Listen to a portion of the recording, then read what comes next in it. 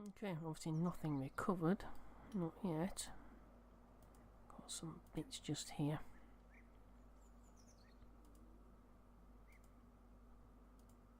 Yeah, basically the only way that I actually managed to get off the runway before was to, exactly what I said before, just before I came back to the space interview, and that was to back right over here and use this lump, basically this sort of slope here, as a ski jump. That's the only way I could do it.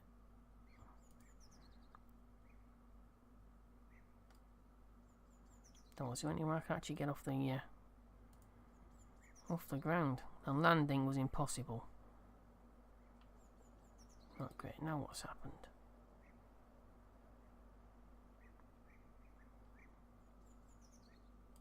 Yeah, I just don't think the game itself likes the runway, because obviously now the user interface has actually just crashed.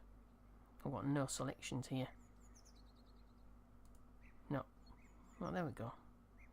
At least that works. So yeah, runway's still got 134 days left, nearly 135 days actually. 126 days before electrics are finished. Right, no, I don't have any. Thought I may have some, so I'm going to buy some funds.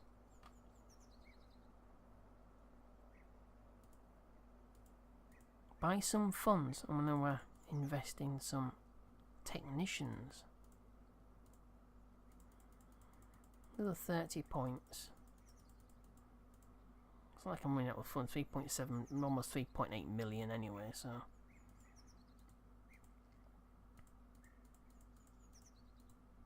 I'll put 10 into there.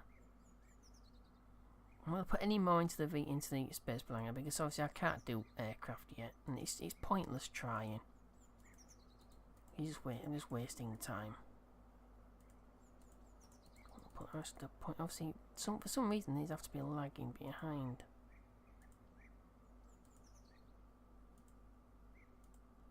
Yeah, it's weird that. So I can build 2 launchers at the same time.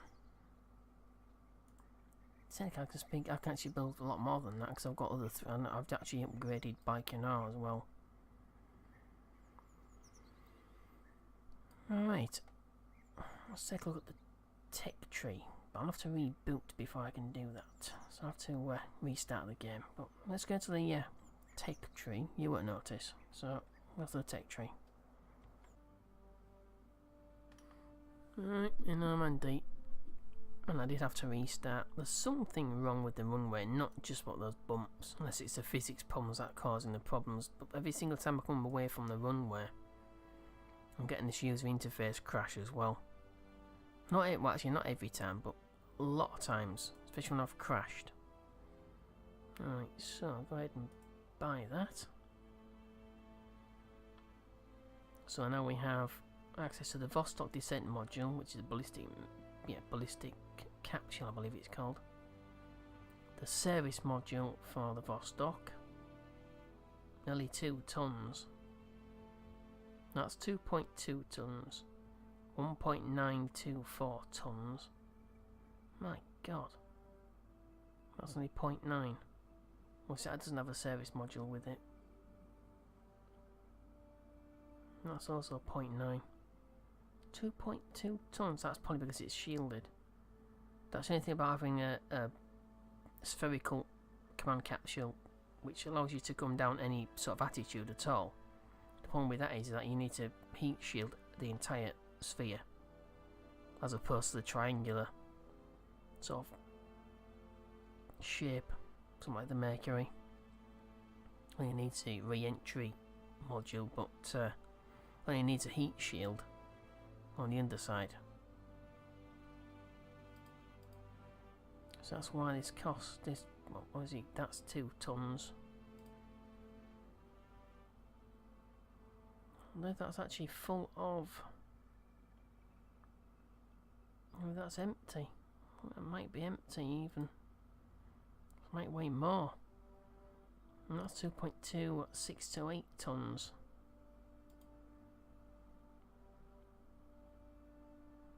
So that's only rated, for what I can tell, it's only rated for very low Earth orbit. So we've got 1 Is that 1,000 meters? 1,000. That's 1 million meters. So that's 1,000 kilometers. Or is it 100 kilometers?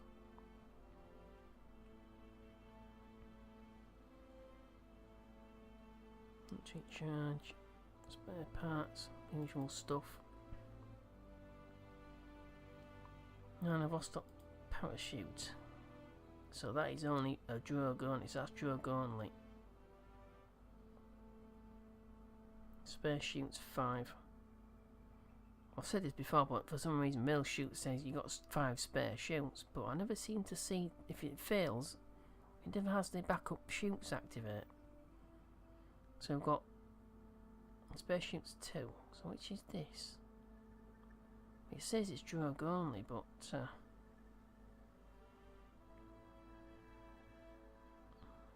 4,000 to 2.5. So that's 4 kilometers, 2.5 kilometers. That tells me that is a main shoot.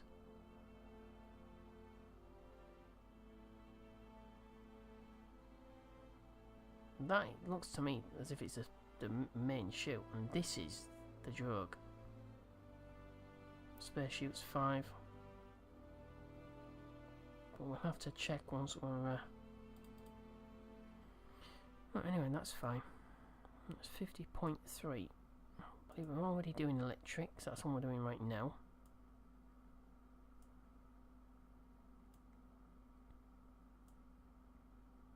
And I'm also in high speed flight, I believe. I'll have to check, but obviously you can't do any more than just one at a time anyway, so it makes no difference.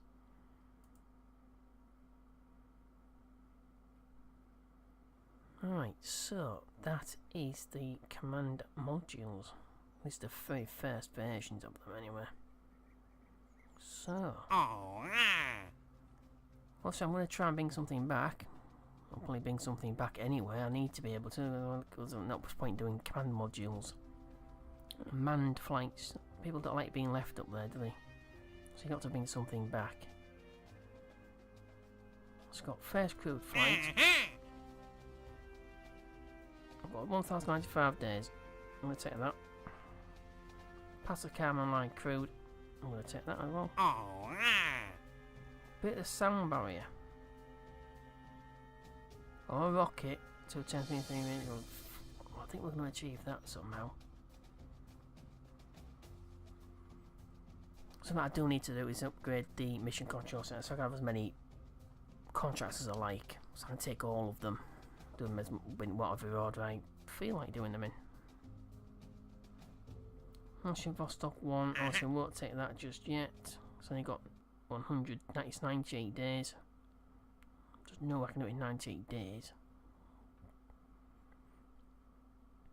I need to go back to the moon, don't ionization scan, but I also need to get Corona 13 into orbit and back.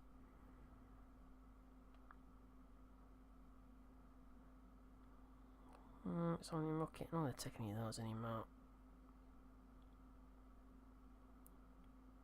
These are pretty advanced contracts. First sun-synchronous orbit. First geostation. No, that's doable. 35,000 kilometers. I'll take it, but that's not doable. Not a decent payload anyway. Actually, yeah, it probably is doable, isn't it? I've not been to the moon. The moon's a bit further than 35,000 kilometers. It's about 10 times that. So, that's doable. Okay, so let's just recap. What do we have? Obviously, we've got Corona 13 still, or Discover 13 to bring back. Bit of sound barrier. Cruise speed record of 350 meters per second, which is the sound barrier again. Which is 350 meters per second, yeah. So 350 meters per second is the sound barrier. So a Mach 2 will be 700 meters per second. So that's quite a high takeoff speed we've got for that little aircraft. Pass the Kármán line, which is 100 kilometers. And the first orbital flight, which I should maybe have taken that. Well, that's over 3 years. So yeah, That's doable. Got a significant boost to the pot of cash. So what is next for the tech? It says here, doesn't it? Electrics, 114 days. High speed flight control. I think maybe in hindsight, maybe should have taken those first, which may have stopped that aircraft from flipping, but I don't understand why it was flipping in the first place, to be honest.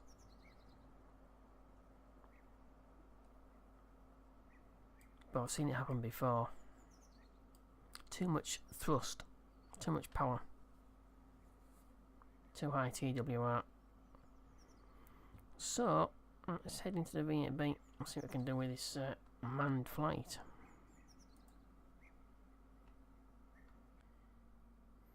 Okay, so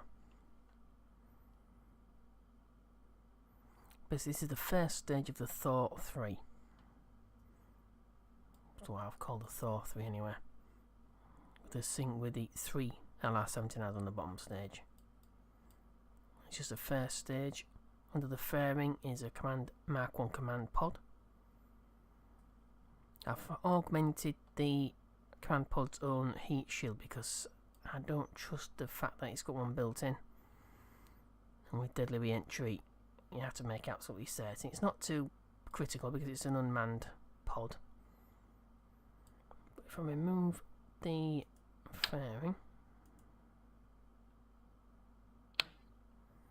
you can see it's a Mercury style pod, but it's not the actual Mercury pod. The actual Mercury pod is actually here. It's slightly smaller.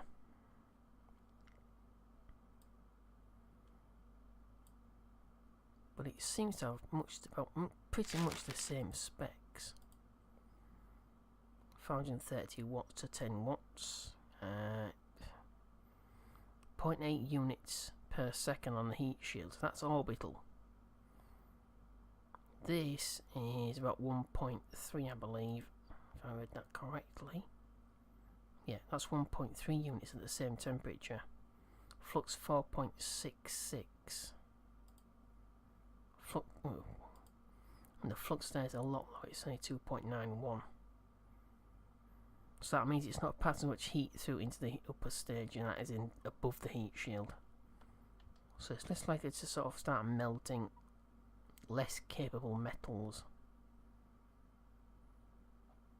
But this will do for suborbital and also attempted orbital flights and bring it back. Just for now. Alright, so that's about it. It has, if it had any occupants in it, would have 1 day's worth of food, water and oxygen. And, well, as it says infinity there, I think it just means that it's, right now it's not using an electric charge because no lights or anything like that. There's no life support working, so it just shows it into infinity. So that's something that needs to sort of be calculated and tested. Which I need to do anyway, so...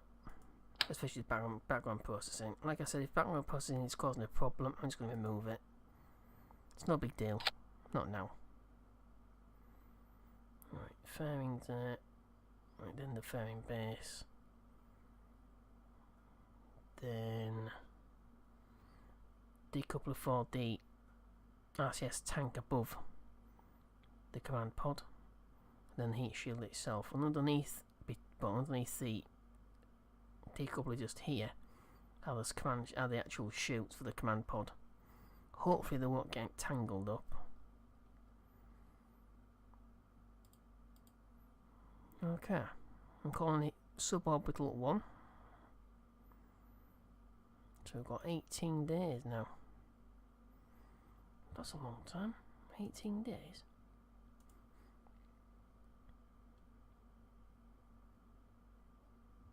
Nope.